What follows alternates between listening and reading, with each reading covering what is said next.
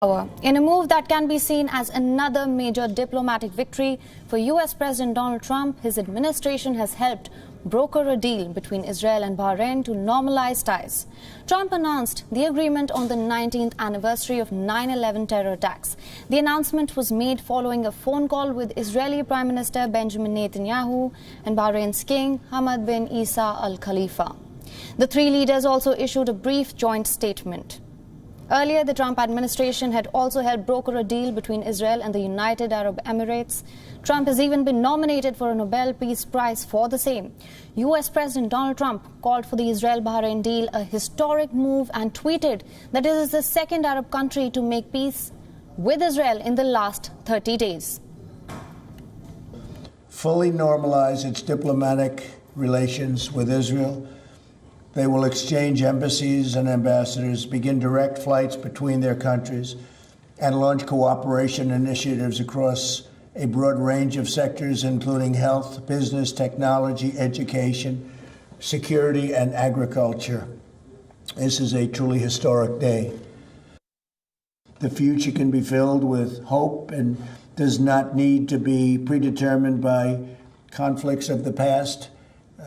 You know all about the conflicts of the past. They're very legendary. There was a lot of problems going on, but we've been able to work things out to a level that nobody thought possible. This is really something very special, very, very special. As more countries normalize relations with Israel, which will happen quite quickly, we believe, the region will become more and more stable, secure, and prosperous. A pivot towards peace. We're about to agree on another historic peace between Israel and an Arab state, the Kingdom of Bahrain. This follows the historic peace between Israel and the United Arab Emirates. We've been working on this for many years, but we wouldn't come to this historic moment without the forceful leadership of President Trump and his able team, and I want to thank them on behalf of the people of Israel, and I believe on behalf of so many people in the Middle East and around the world. For more on this, we are being joined by Owen Alterman, Senior International Affairs Correspondent of I-24 News. So thank you so much for joining us, Mr. Alterman. I want to ask you, Bahrain is the second Arab country to make peace with Israel in the last 30 days. What does this mean for the countries going forward? Well, listen, obviously, this is great news for Israel. Israel is thrilled to have relations with any Arab country, particularly if it doesn't involve tangible concessions on the Palestinian issue. So obviously, this is going to be greeted very, very warmly here. Of course, the UAE is a larger market, more prominent country in the region, so this doesn't get quite the attention that got, but certainly very, very important. And Bahrain will be joining that ceremony coming up on Tuesday in the White House. Okay, now this deal may be a win for President Donald Trump, but it comes as a setback for Palestinian leaders. What can we expect on that front? Do you think there will be further retaliation over this peace deal? Well, the Palestinians have already withdrawn their ambassador, or recalled their ambassador from Bahrain, as you might expect them to do. But the reality is the Palestinians don't seem to have an effective strategy to stop the normalization.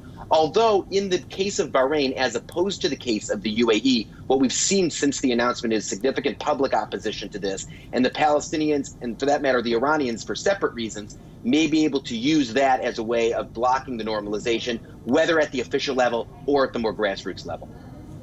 All right. And in the joint statement, both parties said that they will continue efforts to achieve a just, comprehensive and enduring resolution to the Israeli-Palestinian conflict. How do you think that is going to pan out? Well, listen, there are two schools of thought. There's what the Palestinians are saying and many of their supporters, which is that normalization actually gets in the way of a solution to the Israeli-Palestinian conflict. And why? Because it takes away the incentive for Israel to make concessions. The whole idea was that Israel wouldn't get normalization with the Arab world until it made concessions to the Palestinians. So if Israel's already getting the prize, why should it pay the price? That's one argument. The other argument, and I think this should get more attention, is that normalization is going to give these countries, particularly the UAE and also Bahrain, real influence over Israeli policymaking and over the Israeli public and Israeli public opinion. Once tourism starts, once economic connections start, these countries would have the capacity to really go to the Israeli government, to the Israeli public, and to the Israeli business establishment and say, we want to see concessions toward the Palestinians. As part of our developing relationship, it makes it easier for us to have our relationship with you, and that relationship's important. You're already seeing the fruits. And as normalization develops, there could actually be more of an incentive for Israel to make concessions toward the Palestinians. Those are the two schools of thought, and it's going to be very, very interesting in the months and years to come to see which school wins out.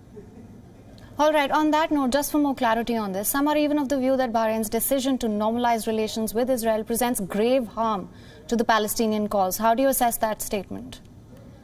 Well, again, I think that the argument is that because Israel's already getting the prize of normalization, Israel doesn't have much of an incentive to make concessions to the Palestinians.